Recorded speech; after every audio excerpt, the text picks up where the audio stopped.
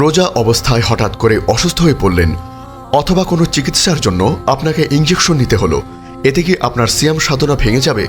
শিরায় নেওয়া স্যালাইন, মাংসপেশিতে দেওয়া ব্যথানাশক নাকি চামড়ার নিচে দেওয়া ইনসুলিন, কোন ধরনের ইঞ্জেকশনের রোজা ভঙ্গের কারণ হয়? আধুনিক চিকিৎসার এই গুরুত্বপূর্ণ দিকটি নিয়ে রোজাদারদের মনে অনেক প্রশ্ন জাগে।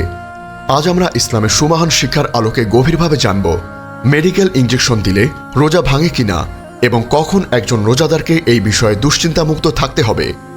আসসালামু আলাইকুম রহমতুল্লাহ। আপনারা দেখছেন উম্মা কণ্ঠ। এখানে ইসলামের গভীর শিক্ষা সহজভাবে তুলে ধরা হয়। আমাদের বার্তা ছড়িয়ে দিতে চ্যানেলটি সাবস্ক্রাইব করুন এবং বেল আইকনটি প্রেস করুন। প্রিয় শ্রোতা, রমজান মাস মুসলিম উম্মার জন্য এক বরকতময়, রহমতময় এবং মাগফিরাতের মাস।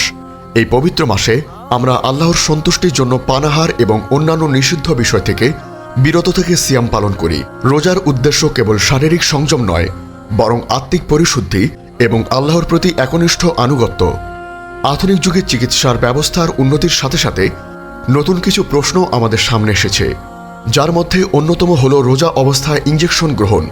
এই পরিস্থিতিতে অনেকে বিভ্রান্তিতে পড়েন যে তাদের রোজা সঠিক আছে নাকি ভেঙে গেছে। আজ আমরা আলোচনা করব মেডিকেল ইঞ্জেকশন দিলে কি রোজা ভেঙে যায়।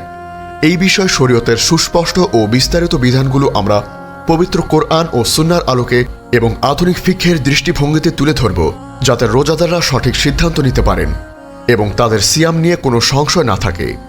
আপনার ইমানি জীবনকে আরও সমৃদ্ধ করতে আধ্যাত্মিক জ্ঞান ও অনুপ্রেরণার এক অসাধারণ ভাণ্ডার পেতে আজই ভিজিট করুন আমাদের ওয়েবসাইট www.ummakontho.com।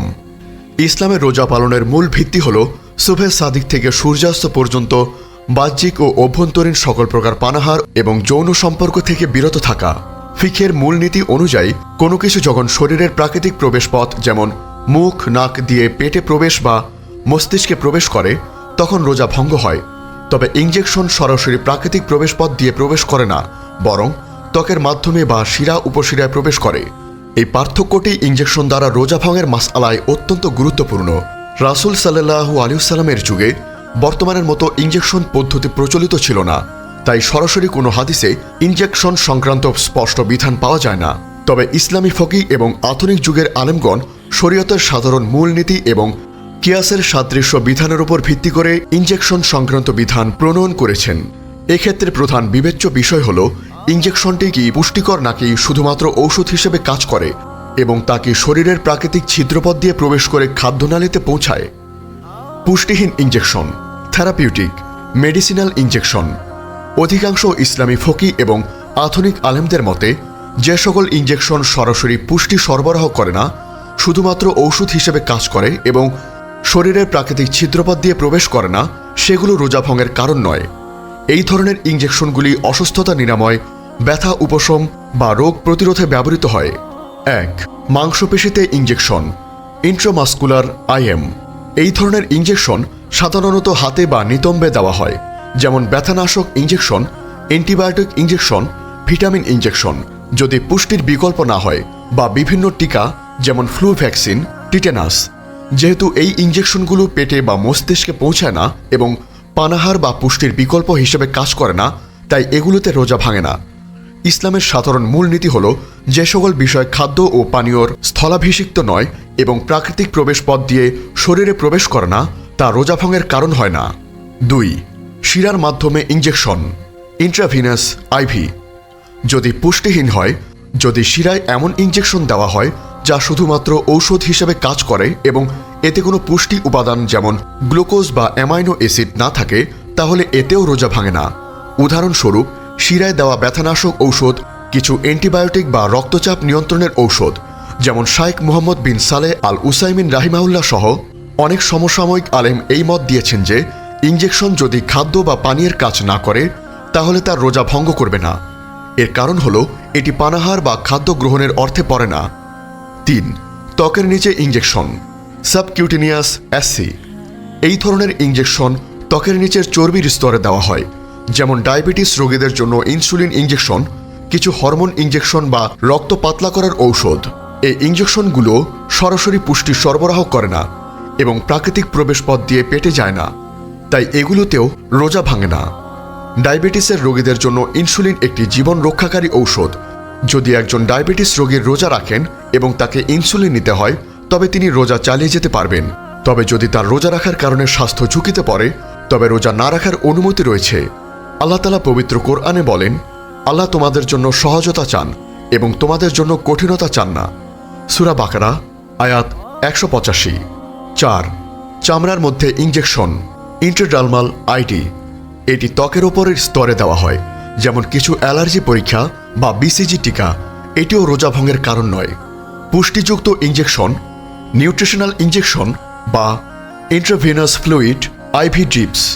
যদি কোনো ইনজেকশন পুষ্টি সরবরাহ করে বা খাবার ও পানীয়র বিকল্প হিসেবে কাজ করে, যেমন রক্তনালীর মাধ্যমে দেওয়া স্যালাইন যাতে গ্লুকোজ, সল্ট বা অন্যান্য পুষ্টি উপাদান থাকে, আইভি ফ্লুইড গ্লুকোজ ইনজেকশন বা টোটাল প্যারেন্টেরাল নিউট্রিশন অর্থাৎ টিপিএন, যা রোগীকে খাদ্য ও পানীয়ের অভাব পূরণ করে, তাহলে এই ধরনের ইনজেকশন দিলে রোজা ভেঙে যাবে।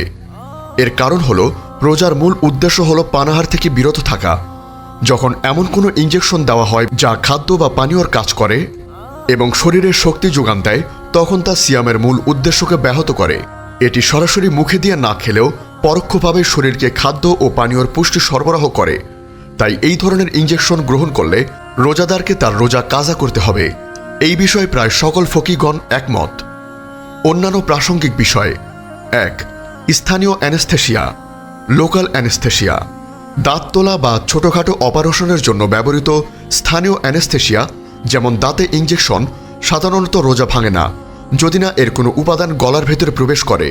তবে যদি অজ্ঞান করার জন্য জেনারেল অ্যানেস্থেশিয়া দেওয়া হয় এবং তাতে শরীরকে তরল বা পুষ্টি সরবরাহ করা হয়, তাহলে রোজা ভেঙে যাবে। 2. রক্ত পরীক্ষা বা রক্তদান। রক্ত পরীক্ষার জন্য শরীর থেকে অল্প পরিমাণ রক্ত নেওয়া হলে রোজা ভাঙে না। তবে যদি রক্তদান করা হয় এবং এর ফলে ব্যক্তি অতিরিক্ত দুর্বল হয়ে পড়ে এবং তার পানাহারের প্রয়োজন হয়, তখন রোজা ভেঙে যাবে। এক্ষেত্রে পরবর্তীতে কাজা আদায় করা ওয়াজিব।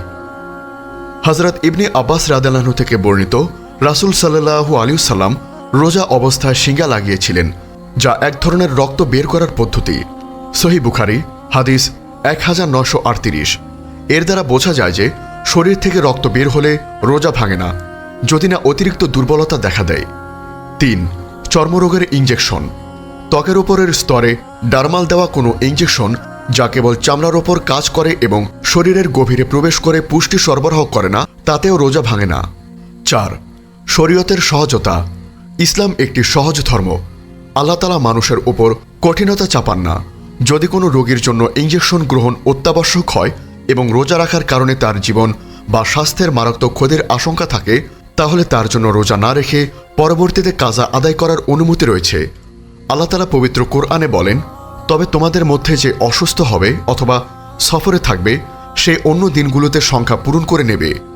সূরা বাকারা আয়াত 184। সুতরাং মেডিকেল ইনজেকশন দিলে রোজা ভাঙে কিনা তা নির্ভর করে ইনজেকশনের ধরন এবং তার উদ্দেশ্য কী। যদি ইনজেকশনটি শুধুমাত্র ঔষধ হিসেবে ব্যবহৃত হয় এবং তা পুষ্টি সরবরাহ না করে, তাহলে অধিকাংশ আলেমের মতে তাতে রোজা ভাঙে না। কিন্তু যদি ইনজেকশনটি খাদ্য বা পানীয়ের বিকল্প হিসেবে পুষ্টি সরবরাহ করে, তাহলে তা রোজা ভঙ্গের কারণ হবে এবং পরবর্তীতে এই রোজার কাজা আদায় করতে হবে। যদি কোনো রোগীর জন্য ইনজেকশন গ্রহণ অত্যাবশ্যক হয় এবং তার জীবন ঝুঁকির মুখে পড়ে, তবে রোজা না রাখার অনুমতি রয়েছে এবং সুস্থ হওয়ার পর কাজা আদায় করতে হবে। আল্লাহ তাআলা আমাদের সকলকে রমজানের সকল বরকত ও ফজিলত পুরোপুরিভাবে হাসিল করার তৌফিক দান করুন এবং আমাদের সিয়ামগুলোকে কবুল করুন। আল্লাহুম্মা আমিন। আমাদের এই মহৎ বার্তা ছড়িয়ে দিতে উম্মাহ কণ্ঠ চ্যানেলটি সাবস্ক্রাইব করুন এবং বেল আইকনটি প্রেস করুন। ফেসবুক পেজ ফলো করে উম্মাহ কণ্ঠ পরিবারের অংশ হন।